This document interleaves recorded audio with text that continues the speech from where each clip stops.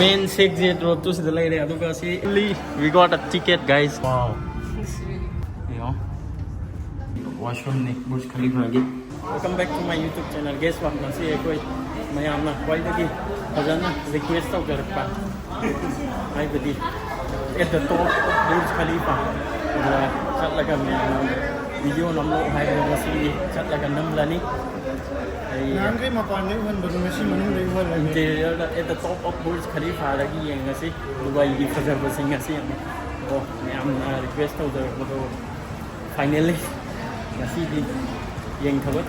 let's begin, guys. So okay, metro station dagi changlak le. Siya mo ma'am, pazatra. 6:30 ki book tawri bane ma'am. Ado 6:30 ki tawri ba maram se day ama se night ki bulak na yung na capture taw ba khandat ne na taw ba. No expectation ko di high le. Yang la se laga. Ujal ka dore. Yung lambi na chingba sorok na chingba downtown ni lay dana isi atong khara capture taw ro yang hal lake yam da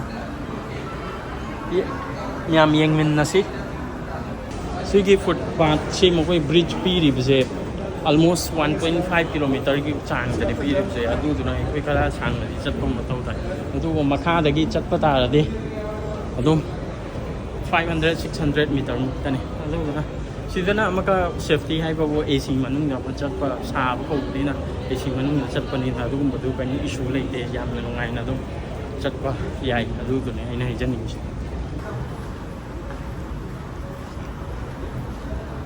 Sigi maton ji ne ka doi sim yam maton ji ne ka doi sim yam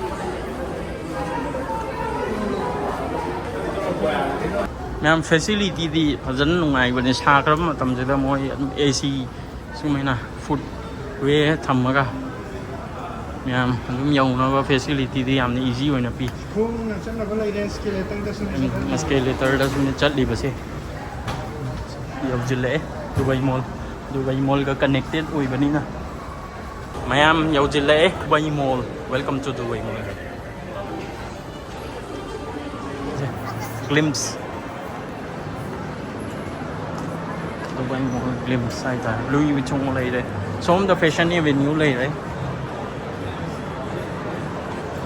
bi mayam si cái area se fashion avenue ko si ra world ki brand ko si lai de ko mayam yen min da sai shape ya Louis Vuitton ki interior ni som na Giorgio Armani lai de ko som da oh Giorgio Armani that's one Imperial, Giorgio, Louis Vuitton lấy đây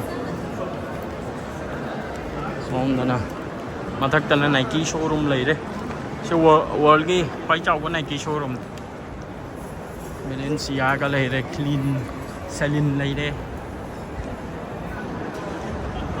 si cái area sẽ lối nè lấy đây có brand American Age với là nó mà lấy Warshii lấy đây Boss lấy đây Jack Mus hay đây Maka tay chat rồi nó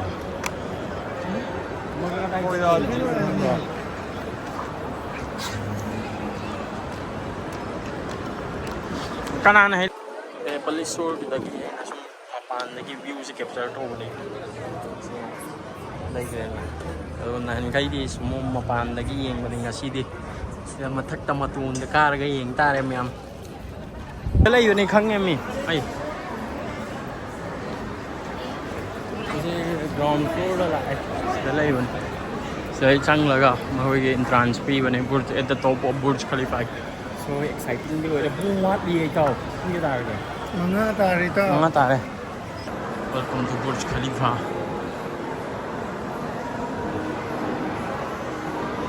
Sigi prohibited ni si sing ji ko si sing ji pu lo ka lak pe ya de ma so ko ji counter de le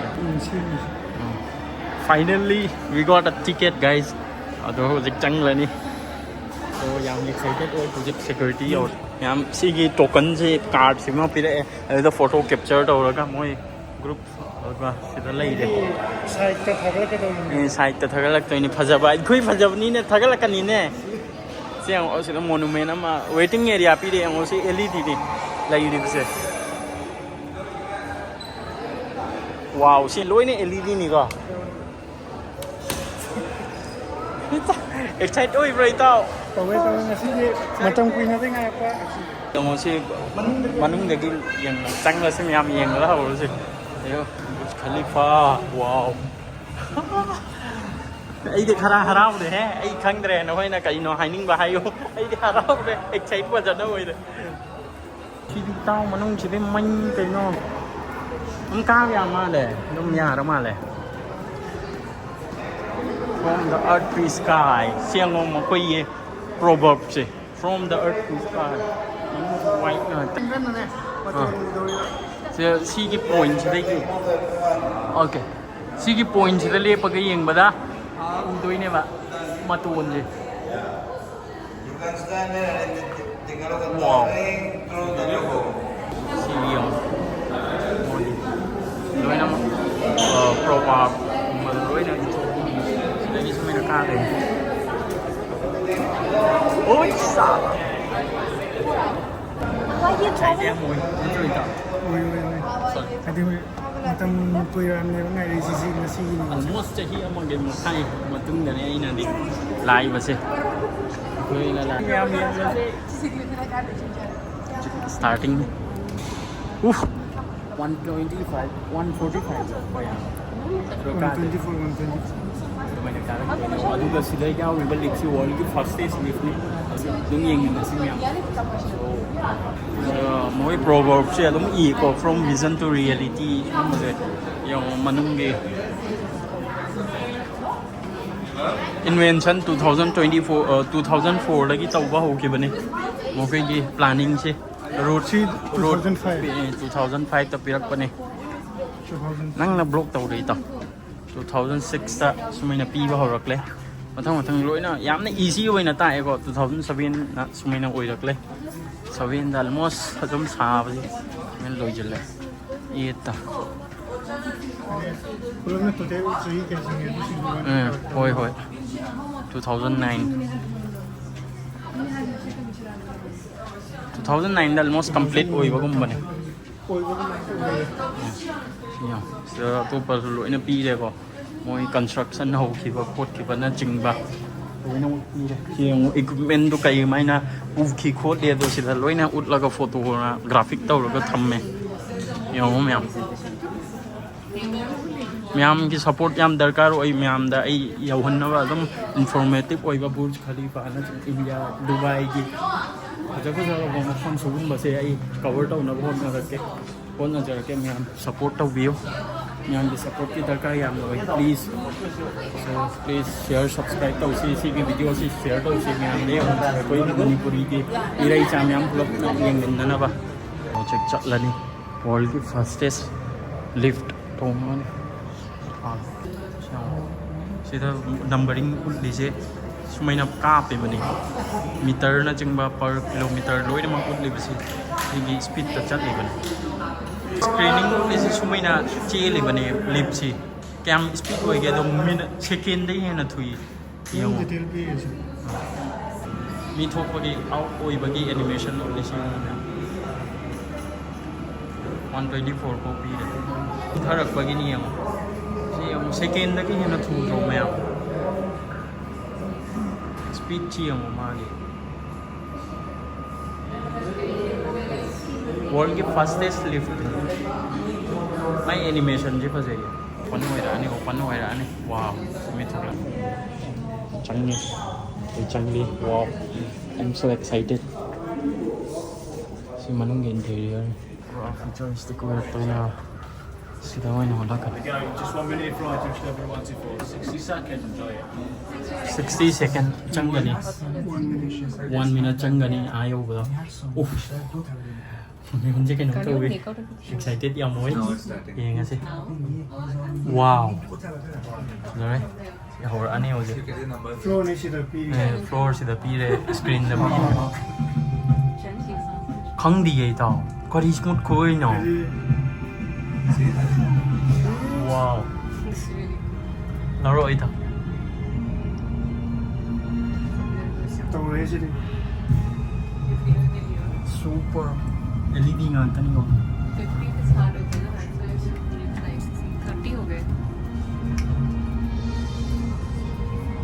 expect เจ้าดีป่ะเจ้า expect เจ้าดีป่ะ don't expect this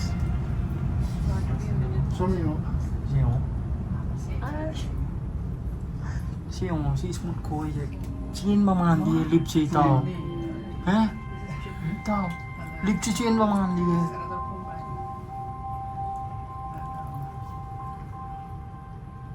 Yo there, top, yo there. I'm young as so exciting.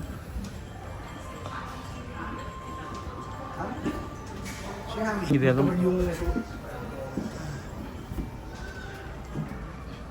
Chalo. Ngan man kre. Dalai re. Yo. Burj Khalifa mami ta re sing in Dubai. So exit road lai re sila. So Dubai Mall ni sih na. Wah, sih sudah lah ya. Kami tang ni sih kam do ba. Song ni sih ni pasal. Tap, song ni ni pasal sih. Siang ni. Si pura pasal eh. Green. Mata ka dulu kan? Ini dulu.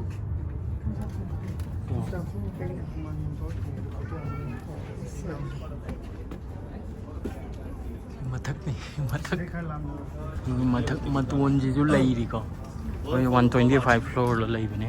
25 floor lo lai rap si bo man ka wang ni yang 145 ai di kam wat le 20 floor muk wat ni ne lo. 20 floor muk wat le si. 20 floor hi mathak ta lai re. Aduh, guys, wadi. Siapa nak? Cover tau ri si Dubai Mall ni. Si je. Mathak ti platform jo no uri si Dubai Mall ni. Ka so na. Si exit road tu ni.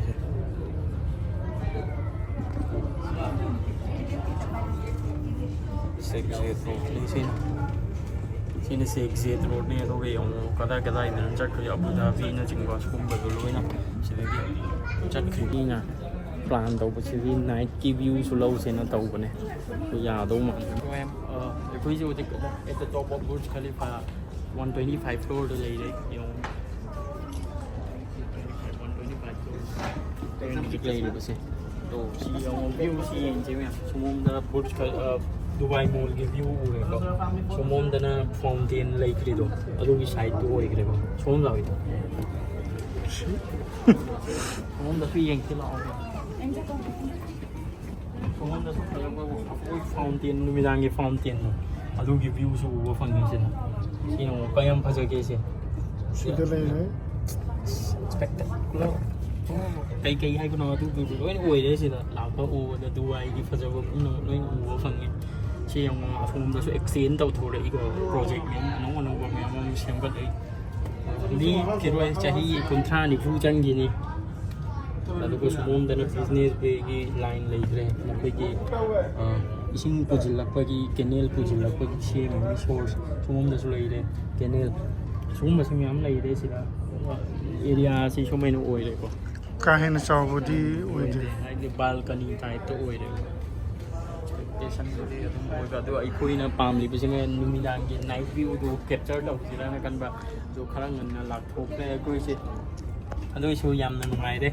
Yang berada yang pasal yang matak tagi yang bahaya di sini, aduh, kau sih ngasih jauh.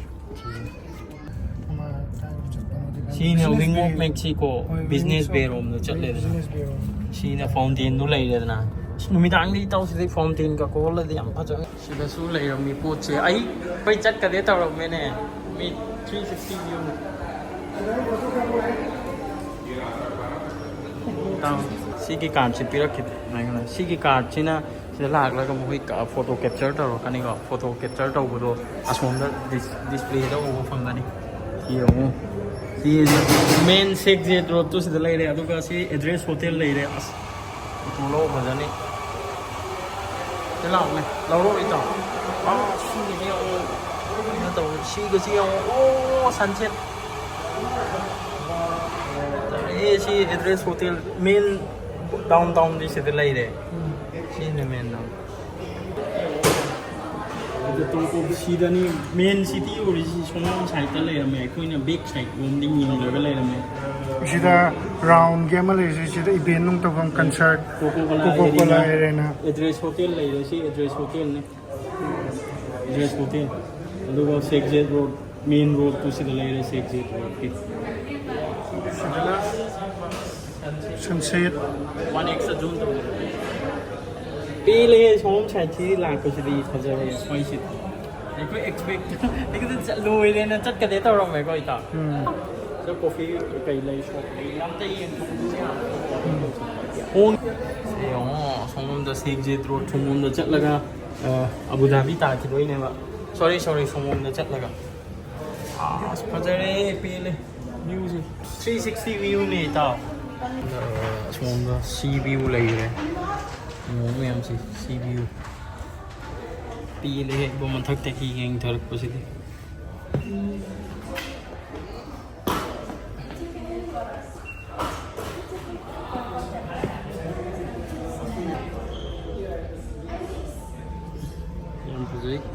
ôi thì view yên bên lạc của anh em view yên xích ở đây photo mà lâu vì lúc bắt cha mà gần mắng à xí này là này rồi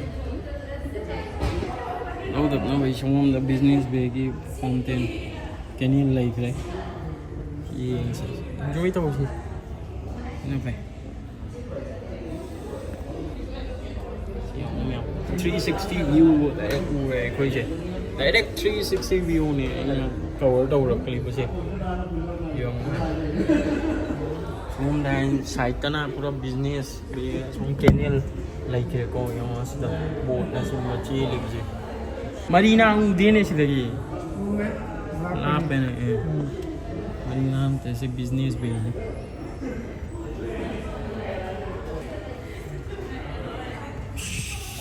exchange ma to thang ni tau tôi trực chất lên 125 floor là đi in 125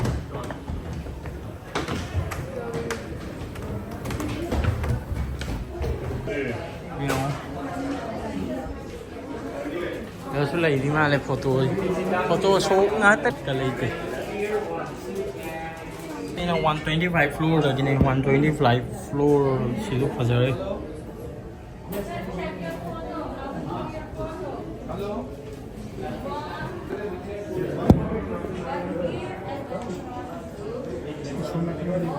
reflection आज the one बने तो original माल है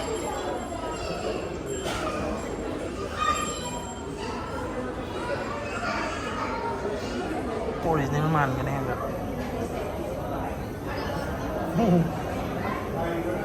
ये 125 floor लगी नहीं मखा दी ये English अदु की सांग द सेम करना से fountain chú lấy fountain chứ không mà khai là fountain chan đấy chứ thì giờ mới cũng mau đấy yên mà đã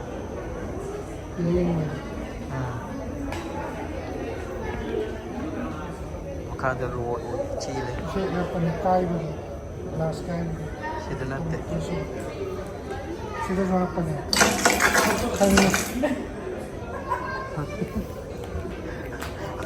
con như glass khai vào cái pick up chỉ lật cái nào giờ này đấy Dubai gì Burj Khalifa road asmon cái này rồi city view shop al bahar này fountain chỉ đang ngày đi तो बिल्कुल scene कोई की बेहानी आता हूँ राय में तो ओसले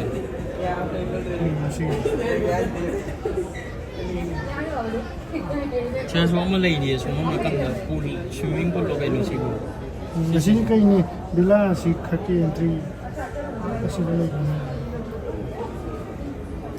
हाँ हम लोग कहीं ले रहे हैं तो जी 5 floor đấy nó xiên bớt xí vềเลยมั้งcả Kia 25 floor da kia am fazare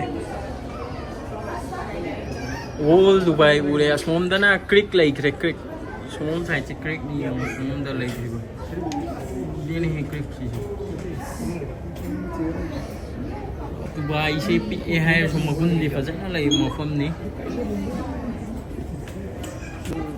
area lai ko in Burj Khalifa ki makoi ki branded Burj Khalifa brand ni po chai yo le dum cup na chingba dum perfume kumba keychain bags kumba su lai ko manang da duga cafeteria su lai yo ni 50 years on. 50 years Spain ada lai de ying la ying si em su lai ha gold biscuit lai de kana kana na manang gold biscuit ula khibne chocolate ma le da shop kumba ma shop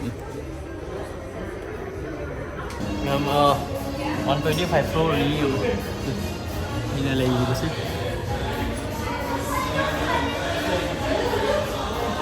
เอาผลลงหรือว่าตั้งนานพอเด็กที่สตูดิโอเขาไม่นับพจานที่เรานั่นเลย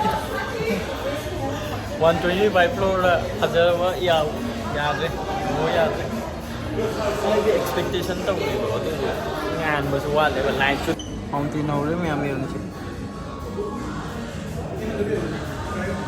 ห้องที่รีวิวก็คนเนี้ย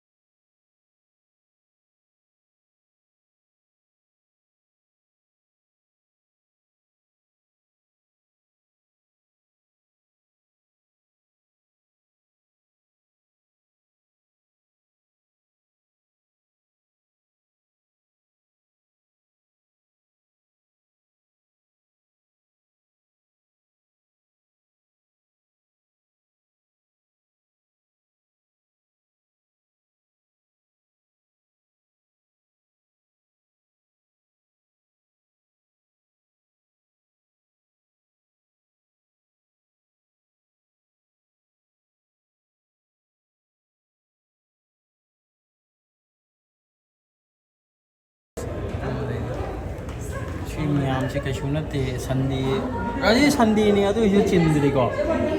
इस मखा दही उका लखन में नीचे वो चिंदरी है यम चिंदरी को उतरी लागला को फोटो लग हम जो नीचे इधर नाम की हम लोग राइट इधर खाना वॉशरूम ने बुर्ज खलीफा की यम भी इधर यम कोई जे Burj Khalifa 125 floor the washroom jangan mai yo som ไข่ตุ้มด้วยอ่ะ รวมแล้วมาตูนด้วยจัดอะไรกันใครรวมนั่นแหละโอ้โห ไข่ตุ้มก็ต้อง ขนมจีบสิโอ้ใจใครอยู่ลงไหมจากร้านเว้ยนะไนท์วิวไงด้วยนะชิชิซ่าเนี่ยแพ็กเกจจิ้งเชี่ยงไปเลยโอ้51บอกเป็นก็โปรโซโก้ตัวโตจากร้านเลยจบ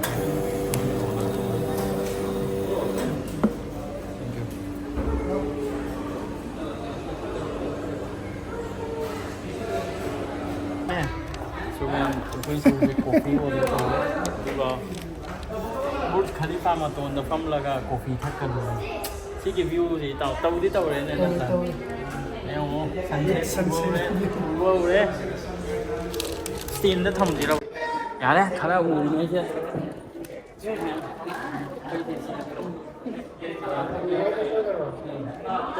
บุญ Khalifa แล้วต้นแล้วก็จะอะไรอีกกาแฟ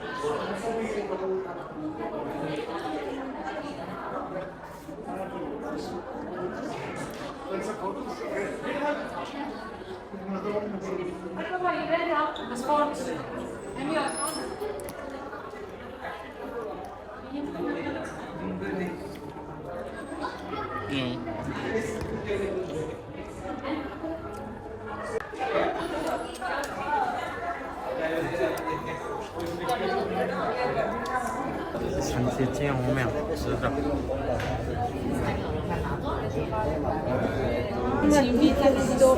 11 euro. Ma scusami,